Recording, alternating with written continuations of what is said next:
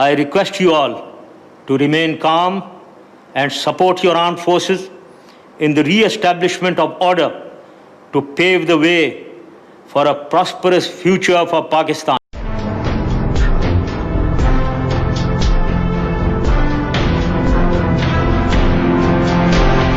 السلام علیکم دوستو، میں ہوں پرویز سندھیلا۔ دوستو 12 اکتوبر 99 میں ایک منتخب حکومت کا تختہ الٹا گیا۔ ایک ڈکٹیٹر نے طاقت کے زور پر دیدہ دلیری کے ساتھ ملک کے آئین کو پامال کیا، دھجیاں اڑائیں۔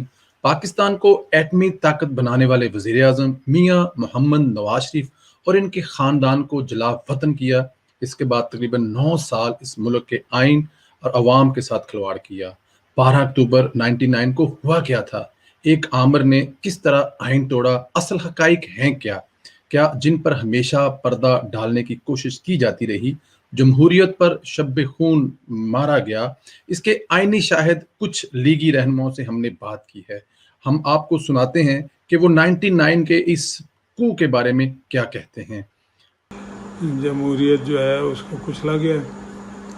بہرحال اگلے دن میں بڑی مشکل تھا، وہ بڑی لمبی کہانی ہے، میں اپنا بھیس بدل کے کیسے وہاں پہ پہنچا تھا، لیکن قصہ مختصر یہ ہے کہ میں نے وہاں پہ گھیرا ہوا تھا پورا ریگل چوک کو، وہاں پہ بھی میڈیا کافی تھا، لیکن میں وہاں مظاہرہ کرنے میں کامیاب ہو گیا تھا۔ اس وقت مجھے وہاں پہ پھر گرفتار کر لیا گیا تھا۔ گرفتار کرتے وقت مجھے کافی مارا پیٹا گیا، اور اس کے بعد پھر مجھے ایک جگہ تھانے میں لے جا کے بند کر دیا گیا۔ وہاں ایک صاحب آئے جو تھے تو سول کپڑوں میں، لیکن وہ اپنی وضاحت سے ایک افسر لگ رہے تھے۔ انہوں نے کہا کہ یہ کرسی پہ کیوں بیٹھا ہوا ہے؟ میرے منہ سے خون نکل رہا تھا تھوڑا سا، اور میں سگریٹ پی رہا تھا، مجھے یاد ہے۔ تو انہوں نے کہا یہ سگریٹ کیوں پی رہا ہے اور اسے کرسی پہ کیوں بٹھایا گیا؟ وہ ایک بیچارہ قریشی صاحب ایس پی تھے، وہ ینگ مین۔ اس نے پھر کہا اچھا جی اب ان کی طبیعت ٹھیک ہو گئی ہے، میں ان کو بند کر دیتا ہوں۔ پھر مجھے انہوں نے بند کر دیا، اور اس کے بعد پھر ایک لمبی داستان ہے۔ میں 8 دفعہ پرویز مشرف کے دور میں جیل میں گیا۔ آئی نے بھی ایک دفعہ اغوا کیا اسلام آباد سے، F-10-2 میں اپنے سیف ہاؤس میں رکھا۔ اس کے علاوہ جیل میں میں کئی دفعہ، پھر 6 مہینے تک ایک دفعہ مجھے سولٹری کنفائنمنٹ میں بھی رکھا گیا۔ مقدمہ میرے پہ کوئی نہیں بن سکا۔ اسی دوران مجھے لالچ اور دھمکی دونوں دی گئیں۔ لالچ یہ تھی کہ بھئی تم حکومت میں شامل ہو جاؤ، تم اچھے آدمی ہو، ہم تمہیں ہٹا نہیں رہے یہاں سے، KMC کے ایڈمنسٹریٹرشپ سے بھی، مطلب وہ چاہ رہے تھے کہ یہ اس کو کچھ بنا دیں حکومت میں یا کہیں پہ، اور میری تعریفیں بھی کر رہے تھے۔ لیکن جب میں نہیں مانا تو پھر انہوں نے مجھے دھمکیاں دی کہ آپ کے خلاف کیسز بنیں گے، یہ ہوگا وہ ہوگا، وہ بڑی لمبی داستان ہے۔ بہرحال میں نے کوئی 8 دفعہ تقریباً جیل کاٹی۔ ایک دفعہ سب سے زیادہ جو کاٹی 6 مہینے کی کاٹی تھی لگاتار، 2000 جنوری 2000 سے لے کے جون 2000 تک سینٹرل جیل کراچی میں۔ اس کے علاوہ لانڈی جیل میں بھی رہا۔ کراچی کا کوئی تھانہ ایسا نہیں تھا جہاں پہ میں نہیں رہا، جہاں 1-2 جگہ میں مشق ستم بھی ہوا مجھ کے اوپر میرے پہ۔ لیکن میں جب بھی باہر آتا میں نواز شریف کی تاریخ پہ بھی جاتا، کیونکہ میاں صاحب کو اس وقت سندھ میں لے آئے تھے۔ پھر وہ جب انہوں نے دیکھا کہ یہ بندے شندے اکٹھے کر لیتا، پھولوں کی پتیاں ان کی گاڑی میں میں پھینکا کرتا تھا، پھر انہوں نے مجھے 6 مہینے کے لیے بند کیا تھا۔ تو یہ ایک مختصر سی داستان ہے۔ دوسرا جو اس کا سیاسی پہلو ہے وہ بڑا ہی تکلیف دہ ہے کہ ایک اچھا بھلا چلتا چلا آتا ملک، آپ کو پتہ ہے پہلے بھی سکندر مرزا نے مارشاء اللہ لگایا، ایوب خان نے مارشاء اللہ لگایا، یحییٰ خان نے مارشاء اللہ لگایا، پھر وہ ایسے بیج بوئے گئے کہ یحییٰ خان کے مارشاء اللہ کے دوران یہ ملک 2 لاکھ ہو گیا، اور بڑے بڑے ایسے لوگ جنہوں نے پاکستان بنانے میں اپنا خون دیا تھا، خون سے سینچا تھا پاکستان کو، تو ان کے ساتھ بڑا برا سلوک کیا۔ ایوب خان نے ایبڈو کیا بے شمار لوگوں کو۔ ہم طالبان کے بڑے حمایتی تھے، ان کا سفیر تھا ملا عبدالسلام ضعیف، لیکن اس کے بعد جب یہ ضرورت اس بات کی پڑی کہ اب مطلب یو ٹرن لینا ہے، تو ظاہر ہے نواز شریف تو اس طرح کا آدمی نہیں تھا، تو انہوں نے پھر اس کو لانچ کیا پرویز مشرف کو، اس کو ایک فون ٹال بوٹ کا آیا تھا اور یہ ڈھیر ہو گیا تھا، اور اس کے بعد جو اسے کہا گیا ہے وہ اس نے کیا۔ اس نے جیکب آباد اور شمسی کے ایئر بیسز دے دیے، 57,000 کچھ سو سارٹیاں ہوئیں جو افغانستان میں ہماری سرزمین سے ہوئی، وہاں پہ ہزاروں اور لاکھوں لوگ جو ہیں لقمہ اجل بن گئے، پورے گاؤں کے گاؤں چٹیل میدان بن گئے، فاٹا میں بھی بمباری کی گئی، جس کے نتیجے میں ایک نفرت کا ایسا یعنی کہ سمندر پیدا ہوا کہ جو اب تک ٹھاٹھے مار رہا ہے لوگ۔ پھر یہ ہے کہ کوئی 80,000 کے قریب لوگ 70 سے 80 کے درمیان پاکستان میں دہشت گردی اتنی زیادہ ہوئی، اس کے نتیجے میں اس کا جو نقصان ظاہر ہوتا ہی ہے اس کو، تو وہ پھر کوئی مسجد، کوئی امام بارگاہ نہیں بچی تھی، کوئی بازار نہیں بچا تھا، ایون جی ایچ کو پہ حملہ ہوا، ISI کے دفتروں پہ حملے ہوئے، کوئی جگہ نہیں بچی تھی، کوئی 6-7-8 ہزار ہمارے فوجی شہید ہو گئے، اس کے علاوہ جو ہے بے شمار شہری معصوم مارے گئے، کوئی 70 سے 80 ہزار کے درمیان۔ اور اس کے بعد ایسے واقعات ہوئے جو ہزاروں سال کی ہسٹری میں نہیں ہوئے۔ مثلا عافیہ صدیقی کو ہم نے اپنی بیٹی کو اس کے گھر سے گرفتار کیا گلشن اقبال کراچی سے، اور اس کو اس کے بچوں سمیت لا کے امریکہ کے حوالے کر دیا۔ یہ ایک ایسا واقعہ ہے جس کی کوئی جسٹیفیکیشن نہیں دے سکتا، یہ پرویز مشرف اور اس کے ساتھی ہی دے سکتے ہیں۔ پھر ملا عبدالسلام ضعیف، آپ کو یاد ہوگا کہ آج سے کئی ہزار سال پہلے بھی 2,000 1,500 سال پہلے بھی اگر کسی بادشاہ کے دربار میں کوئی ایلچی یا سفیر جاتا تھا تو اس کی ذمہ داری اس کی جو ہے وہ اس وقت کے بادشاہ لیا کرتے تھے اور انہیں گزن نہیں پہنچنے دیتے تھے۔ لیکن ملا عبدالسلام ضعیف جو ہمارے ملک میں طالبان کا سفیر تھا، یہ بات اس نے اپنی کتاب میں لکھی ہے، جو اتنا بڑا ایک دھبا ہے ہمارے پیشانی پہ جو ساری زندگی نہیں دھلے گا، کہ اس کو ننگا کر کے حوالے کیا گیا امریکن فورسز کے، اور اس کے بعد اسے گونٹانامو میں بھیج لے جایا گیا، اور جو کچھ اس کے ساتھ ہوا وہ اس کی آپ کتاب پڑھ لیں۔ بسم اللہ الرحمن الرحیم، نحمدہ و نصلی علی رسول الکریم۔ 12 اکتوبر 1999 پاکستان کی تاریخ میں ایک سیاہ دن تھا۔ ایک ملک جو کہ میاں نواز شریف کی قیادت میں ایٹمی قوت بن چکا تھا اور معاشی ترقی کی طرف گامزن تھا، اس کے باوجود کہ ایٹمی قوت بننے کی وجہ سے پاکستان کے اوپر بے پناہ بین الاقوامی پابندیاں لگا دی گئی تھیں۔ اسی طرح جب بھی ملک میں آئین شکنی ہوئی، یہ ملک کئی سال پیچھے چلا گیا اور پاکستان کی تاریخ میں قریباً 30 سال سے زائد مارشل لاز کا زمانہ رہا۔ 2013-18 میں مسلم لیگ نون نے ایک نئی صوبہ کا آغاز کیا، پاکستان کو ترقی کی راہ پہ ڈالا، اور پاکستان میں جو دہشت گردی عروج پہ تھی اس کو ختم کیا۔ پاکستان میں جو 18 سے 20 گھنٹے کی لوڈ شیڈنگ تھی اس کو ختم کیا۔ پاکستان کی معاشی جو میکرو اکنامک انسٹیبلٹی تھی اس کو ختم کیا، اور 2016 تک وہ وقت آ گیا جب پاکستان کو ساری دنیا کی تعریفیں کرنے لگی، اور پاکستان کو یہ بتایا گیا کہ اب 2016 میں بین الاقوامی رپورٹ کے مطابق پاکستان 2030 تک دنیا کے سب سے بڑی 20 معیشتوں میں G20 میں شامل ہو جائے گا۔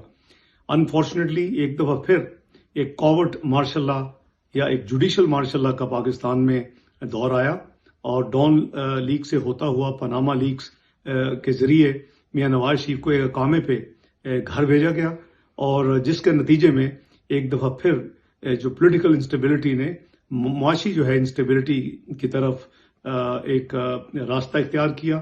اس کے ساتھ ہی جو الیکشن چوری کیا گیا 2018 کا، اور ایک نااہل، نکمی اور ویژن لیس گروپ کو اور پارٹی کو ایک حکومت دے دی گئی، آج اس کے نتیجے میں پاکستان کی عوام 2 وقت کی روٹی کے لیے ترس رہے ہیں۔ महंगाई अरूज पे है। हमारे 5 साल में अल्हम्दुलिल्लाह महंगाई बिल्कुल लोएस्ट थी, इंटरेस्ट रेट्स लोएस्ट थे, इनकम दुगनी थी पाकिस्तान की 5 साल में, और पाकिस्तान की जो जीडीपी ग्रोथ थी वो कई सालों में हाईएस्ट थी। लेकिन आज पाकिस्तान साउथ एशिया में एक कमज़ोर तरीन मईशत के साथ खड़ा है, सबसे कमज़ोर तरीन कहा है तो बेहतर है। तो बड़ी बदकिस्मती है, मैं समझता हूँ कि ये जो बार बार पाकिस्तान में यानी ओवर्ट या कॉवर्ट मार्शल लॉ का लगता है, आइन की बेहरमती होती है, उसके लिए मियां नवाज शरीफ का अब पीडीएम के फ्लोर पे अपना एक फाल रोल होगा इंशाअल्लाह। और हमें चाहिए कि पाकिस्तान को एक हकीकी जमहूरी मुमलकत हम बनाएं, इस्लामी फलाही मुमलकत बनाएं, और पाकिस्तान अपने तरक्की जो इसका मुकद्दर है और इसका पोटेंशल है, और हम पाकिस्तान में गुर्बत को ख़त्म करें, हम पाकिस्तान में महंगाई को ख़त्म करें, हम पाकिस्तान में अवाम की खुशहाली के लिए काम करें, पाकिस्तान को हम तरक्की के मनाजिल तय करवाएं और पाकिस्तान दुनिया में एक उभरती मईशत बने। लेकिन इस सब के लिए एक ही काम ज़रूरी है कि हर अदारा जो है वो अपने अपने डोमेन में रहे, वो अपना काम करे, और ये जो रवायत बन गई है हर चंद साल के बाद मार्शल लॉ लगाने की और इलेक्शन चोरी करने की, और यह कॉवर्ट या जुडिशल मार्शल पाकिस्तान लगने की, ये अब हमेशा के लिए ख़त्म होना चाहिए। बहुत शुक्रिया। इस जो पाकिस्तान में जमहूरियत है, जब उसकी जड़ें लगना शुरू हो जाती हैं तो फिर उसकी जड़ें बाहर खींच ली जाती हैं। इसलिए उस दिन जमहूरियत की जड़ों को उखाड़ के रख दिया गया था। देखिए, 12 अक्टूबर जो है वो एक ऐसा स्याह दिन है कि जिस दिन एक अवामी हुकूमत का जो है वो खात्मा किया गया, और एक ऐसा पाकिस्तान जो एशियन टाइगर बनने जा रहा था, एक ऐसा पाकिस्तान जो एटमी कुव्वत बना था, एक ऐसा पाकिस्तान जिसकी पूरी दुनिया में इज्जत थी, वो उस पाकिस्तान को जो है वो अंधेरों की तरफ धकेल दिया गया। उसके बाद जो है वो पाकिस्तान में लोड शेडिंग का राज हुआ, दहशतगर्दी का राज हुआ, और इकॉनमी जो है वो तबाह हुई। तो ये एक उस हवाले से बहुत ही स्याह दिन है पाकिस्तान की तारीख में, और हम इस दिन को इस हवाले से एक यौम एहतजाज के तौर पे मनाते हैं, ताकि ऐसे दिन और ऐसे लम्हात जो हैं ये हमेशा हमेशा के लिए पाकिस्तान के मुकद्दर से दूर हो जाएं, ताकि सब पाकिस्तान आगे बढ़े। बिस्मिल्लाहिर्रहमानिर्रहीम। 12 अक्टूबर 1999 एक ऐसा पाकिस्तान की तारीख में एक स्याह दिन है कि जब एक ऐसे मुंतखब वज़ीर-ए-आज़म के हुकूमत पे शब खून मारा गया, जिसने पाकिस्तान को जौहरी क़ुव्वत बनाकर उसके सरहदों को महफूज कर दिया, उसके खिलाफ होने वाली जहरीतों को हमेशा के लिए दफन कर दिया। उसके दौर में पाकिस्तान माशी तरक्की के अपने उरूज पे जा रहा था। Pakistan infrastructure development, airports, ports और बैनुल-अक़वामी सतह पे और इलाकाई सतह पे एक उभरती हुई क़ुव्वत और एक पूरा मन खित्ता के तौर पर उभरा, जहां पूरी दुनिया के लोगों की निगाहें थी, और सही मानों में साउथ एशिया के टाइगर के तौर पे उभरा। मगर उसके बाद आमरीत मुसल्लत की गई मुशर्रफ के जरिए, और फिर पाकिस्तान का क्या हुआ? पाकिस्तान की इज्जत खाक में मिल गई, पाकिस्तान में जमहूरियत को दफन कर दिया गया, और न सिर्फ जमहूरियत को बल्कि खुशहाली को, मईशत को और अगियारों को पाकिस्तान में दन दनाने का मौका मिला। अब जो यादें हैं वो बहुत तल्ख है, जो तारीख है वो बहुत हौलनाक है, और जो वाक़या है वो बहुत स्याह है। और उसके अंदर जिस तरह चंद लोगों ने ज़ाती मफाद के लिए, ये सारे लोग नहीं थे, ये पूरी फौज नहीं थी, ये चंद लोगों का एक टोला था। इन्होंने अपने कारोबार बढ़ाने के लिए, पैसा कमाने के लिए, अपनी जायदादें बनाने के लिए, इस मुल्क के ज़खायर पर, असासों पर कब्जा करने के लिए, इस मुल्क में लूट मार करने के लिए 12 अक्टूबर जैसा इकदाम किया। اور اس واقعے کو، اس تاریخ کو ہمیشہ بہت برے طریقے سے یاد کیا جائے گا۔ یہ کہہ دینا ہمارے لیے بڑی سہولت ہوتی ہے کہ اب وہ ڈکٹیٹر اس ملک میں نہیں آ سکے گا، وہ منہ چھپاتا پھرتا ہے۔ ایسے لوگوں کو ان باتوں سے کوئی غرض نہیں ہوتی۔ انہوں نے 10 سال میں جتنا کچھ کما لیا ہوا ہے، ان کے دوستوں نے جتنا کچھ کما لیا ہوا ہے، ان کی نسلیں کھائیں گی۔ بسم اللہ الرحمن الرحیم۔ آج 12 اکتوبر ہے۔ 12 اکتوبر 1999 کو جنرل مشرف نے پرائم منسٹر نواز شریف کا تختہ الٹ کر ملک پر قبضہ کیا۔ آج ہم اتنے سالوں بعد پھر اسی طرح کے لمحات سے گزر رہے ہیں، جبکہ آئین کی بالادستی، قانون کی حکمرانی، انصاف کی فراہمی اور ضروریات زندگی کی فراہمی ایک لمحہ فکری ہے۔ آج پھر پاکستان میں آئین کی جدوجہد جاری ہے۔ آج پھر سول سپریمیسی کے خواب دیکھنے والے لوگ سڑکوں پر ہیں۔ آج پھر لوگوں کو سستا انصاف نہیں مل رہا۔ ایسے میں وہ کیا کیا جائے کہ ہم 12 اکتوبر کے کوگمائر سے نکل سکیں؟ ہم کس طرح آئین کی بالادستی کو ہمارے سلیبس میں شامل کر سکیں؟ ہم کس طرح اپنے حلف کی پاسداری کو اپنے ایمان کا حصہ بنا سکیں؟ مسئلہ یہ نہیں ہے کہ کسی ایک شخص کی حکومت کے لیے کوشش کی جائے۔ مسئلہ یہ ہے کہ ہم کس طرح پاکستان میں ایک سمت کی طرف جدوجہد کر سکیں۔ قائد اعظم محمد علی جناح، علامہ اقبال نے ایک ایسا خواب دیکھا تھا، ایک ایسا ملک دیکھا تھا جس میں ہندوستان میں رہنے والی اکائیاں مسلمانوں کے طور پر ایک علیحدہ مملکت میں آزادانہ طور پر خوشحال زندگی بسر کر سکیں گے، جن کا ایک نظریہ ہوگا، جن کا ایک رہن سہن ہوگا، جن کا ایک کلیہ اور قاعدہ اور قانون ہوگا۔ پاکستان میں اس سمت کی کمی کو محسوس کیا جا رہا ہے۔ ہمیں اپنی سمت کو درست کرنے کی ضرورت ہے۔ جی، 12 اکتوبر کی یادیں بڑی تلخ یادیں ہیں اور یقیناً ہماری تاریخ کا ایک بڑا سیاہ دن ہے، اور مجھے اس دن کی تمام جزیات بڑی اچھی طرح تفصیل کے ساتھ یاد ہیں۔ میرے بیٹے کی شادی تھی اور میں اس کے کارڈ تقسیم کرنے گھر سے نکلا، لیکن اس سے پہلے کوئی 4 بجے کے قریب وزیر اعظم نواز شریف تشریف لائے ایوان صدر میں۔ میں اس وقت ان کے ساتھ صدر مملکت رفیق تارڑ صاحب کے ساتھ پریس سیکرٹری کے طور پہ فرائض سر انجام دے رہا تھا۔ میری رہائش بھی ایوان صدر کے اندر ہی تھی، کالونی میں۔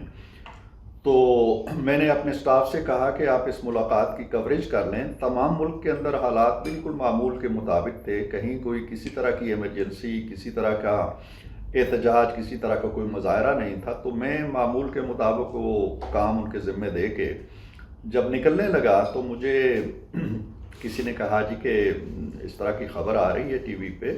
وزیر اعظم اس وقت ملاقات کر کے جا چکے تھے، اور مجھے بعد میں پتہ چلا کہ وہ سمری لائے تھے اور صدر مملکت سے انہوں نے دستخط لیے۔ تو تقرری ایک نئے چیف کی ہو گئی اور مشرف صاحب کو معزول کر دیا گیا۔ میں نکل گیا، اس کو ایک معمول کی کارروائی سمجھ کے، تشویش تو ہوئی، لیکن وہاں مجھے پھر فون آنا شروع ہوئے کہ فوج نے ایوان صدر کو گھیر لیا ہے اور فوجی دستے جو ہیں وہ نظر آ رہے ہیں۔ تو میں خیر گھر جب پلٹا ہوں تو گیٹ پہ ایک ینگ لیفٹیننٹ سے پہلا میرا وہ رابطہ ہوا، جو وہاں پہ اب ڈیوٹی پہ آ گئے تھے، اور بڑی مشکل کے بعد مجھے اندر آنے کی اجازت ملی۔ گھر کے فون کٹ چکے تھے، یہاں تک کہ گرین فون بھی کٹ گیا تھا۔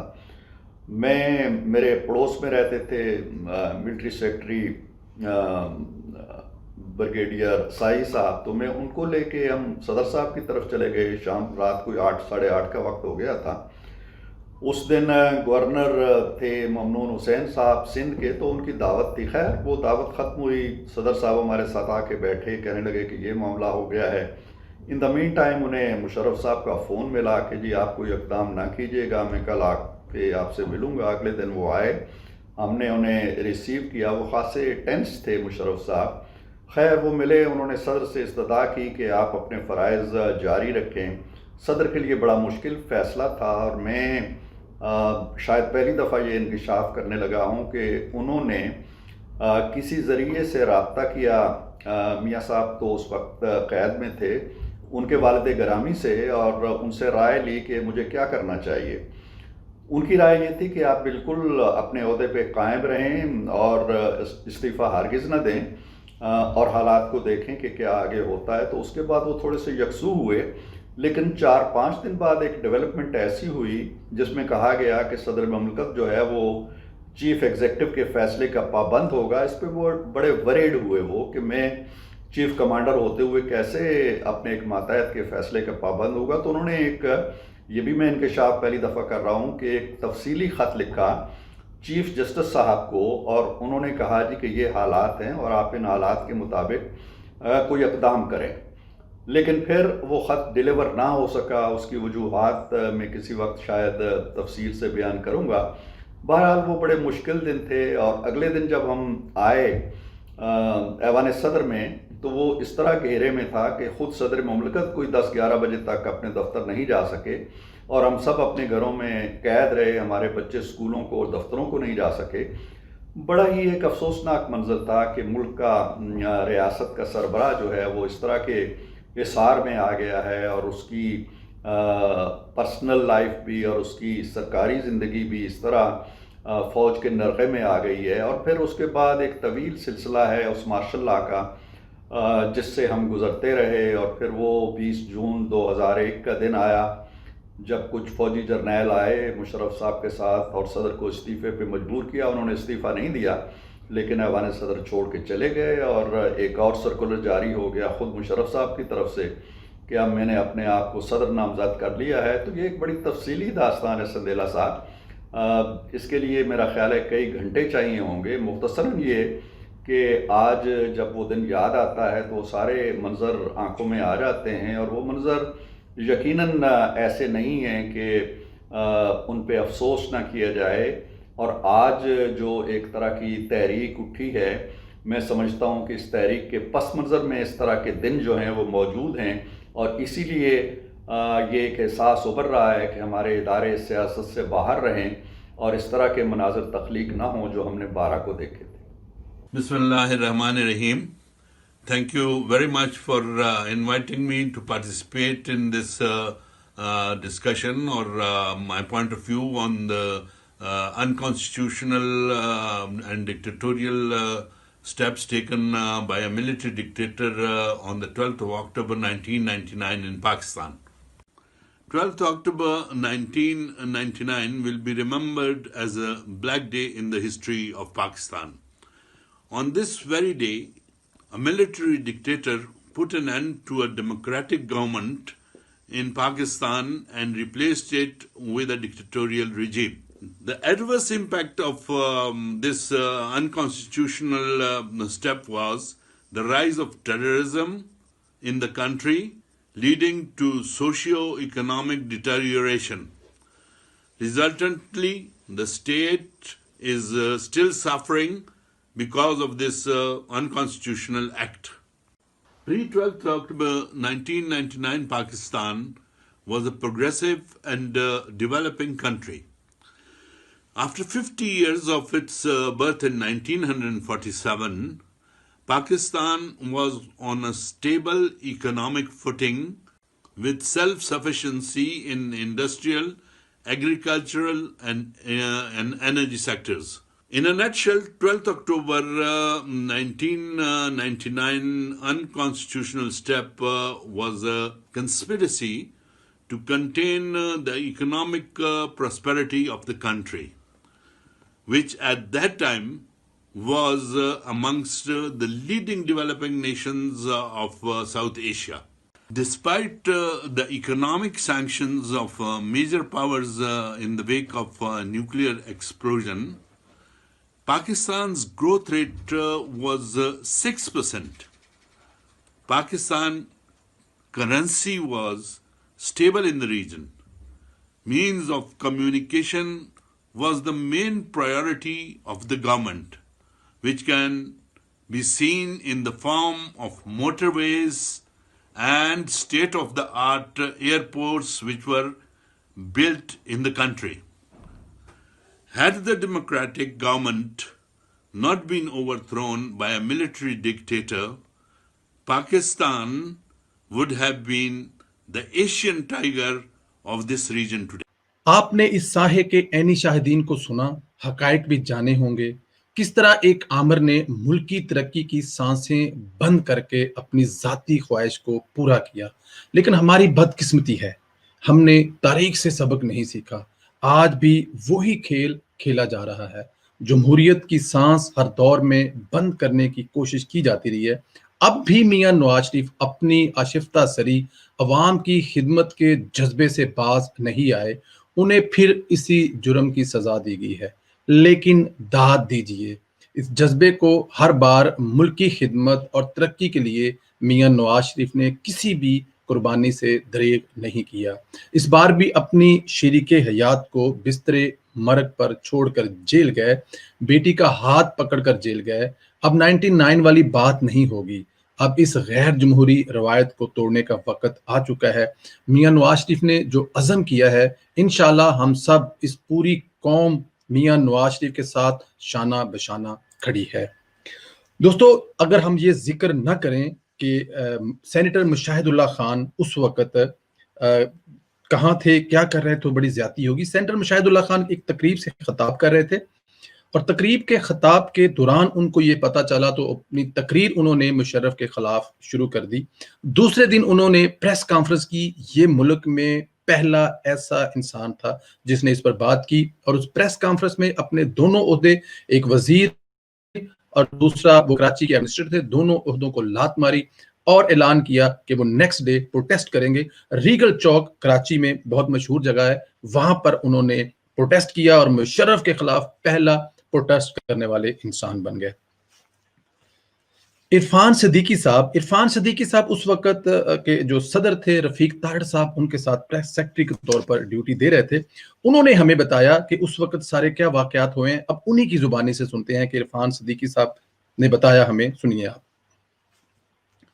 इसहाक डार साहब एक ऐसे वजीर थे जो बहुत ज्यादा क्लोज थे मियां मोहम्मद नवाज शरीफ साहब। इसहाक डार साहब उस वक्त एक मीटिंग में थे जब उनको बताया गया कि शायद कू कर लिया है और आर्मी मुल्क पर कब्जा कर चुकी है। इसहाक डार साहब से सुनते हैं कि वो क्या बताते हैं हमें इस दिन के बारे में। राना तनवीर मियां नवाज शरीफ की किचन कैबिनेट का हिस्सा थे, वो मियां नवाज शरीफ के बहुत नजदीक से, उन्होंने भी बहुत सारी चीजें हमें बताई हैं, वो आपके साथ शेयर करते हैं और सुनते हैं राना तनवीर साहब की जुबानी। जफर इकबाल झगड़ा साहब जो कि मियां साहब के बहुत नजदीक थे, बहुत अहमों पे काम कर चुके थे, उनकी जुबानी सुनते हैं कि वो क्या कहते हैं। उसके बाद इंग्लैंड से बैरिस्टर अमजद मलिक साहब कानूनी तौर पर बहुत माने जाते हैं, इंग्लैंड में बड़ा नाम है, पाकिस्तान में उन्होंने बहुत खिदमत सरअंजाम दी हैं, उनकी जुबानी सुनते हैं वो 99 के बारे में क्या कहते हैं। जब बात आएगी वर्करों की तो आरिफ खान संधीला का नाम लिया ना जाए ये बड़ी ज्यादती होगी। आरिफ खान संधीला ने 99 के बाद कितना सफर किया और मियां साहब की फैमिली स्पेशल बेगम कुलसूम नवाज साहबा के साथ कितना उन्होंने ये कॉन्ट्रीब्यूट किया और कितना बाहर निकली, ये आपको आरिफ खान संधीला ही बताते हैं। बहुत शुक्रिया दोस्तों। 12 अक्टूबर का दिन पाकिस्तान की तारीख का स्याह-तरीन दिन है। उस दिन एक आमिर ने पाकिस्तान में 2/3 अक्सरियत वाली जमात जिसके कैद मियां मोहम्मद नवाज शरीफ साहब थे, उस दिन मार्शल लॉ मुसल्लत करके पाकिस्तान को अंधेरों में डुबो दिया।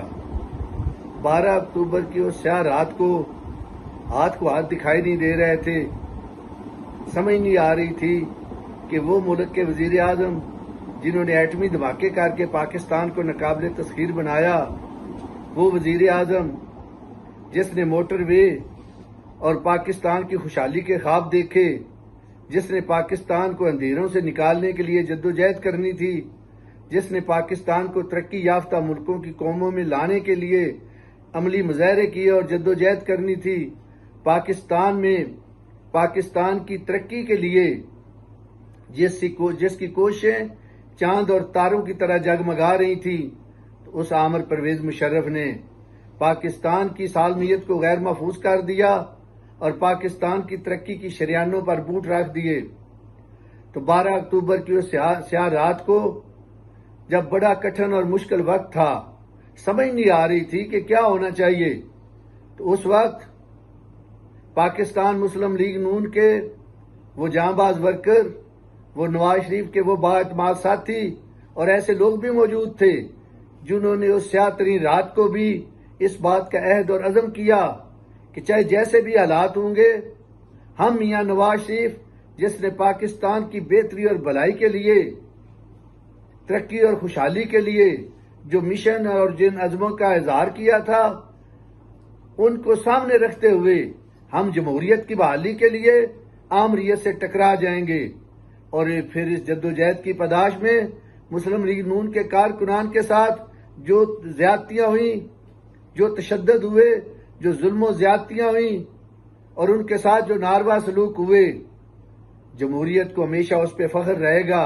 नवाज शरीफ के जानसारों ने अपनी कैद की उस जद्दोजहद की खातिर, मियां नवाज शरीफ के जानसारों ने, मुस्लिम लीग के जांबाजों ने कैद खानों की भी कोई परवाह न की और हर तरह के हालात का सामना किया। बेगम कलसूम नवाज की क़यादत में जमहूरियत की आबियारी के लिए वो जद्दोजहद की जिसके लिए पाकिस्तान की तारीख को हमेशा नाज रहेगा। पूरे पाकिस्तान के चारों सूबों में मुस्लिम लीग के जांबाजों ने पार्टी के परचम को सरबुलंद रखा, अपने कैद के विजन को की तकमील के लिए अपनी खिदमत पेश की और हर तरह के हालात का सामना किया। परवेज मुशर्रफ जो वर्दी के रूप में बड़ी अकड़ कर अपनी जुर्रत और अपनी बहादुरी के लिए सीना ताना करता था, आज वो बंदा, आज वो शख्स देखने को भी नहीं मिल रहा। आज जिसके बड़े बड़े दावे थे कि मैं बड़ा तीसमार खान हूं, आज वो पाकिस्तान से भागा फिरता है। तो मैं सलाम करता हूं पाकिस्तान के उन नौजवानों को, उन जमहूरियत पसंदों को, उन जो वेलफेयर की तंजीमें थी, जो सोशल मीडिया के लोग थे, जो वकला बरादरी थी, जो जमहूरियत पसंद और उस तरह की दूसरी जो जमहूरियत पे यकीन रखने वाली जमातों थी, उन्होंने एक परचम उठाया और परवेज मुशर्रफ को भागने पे मजबूर कर दिया। मैं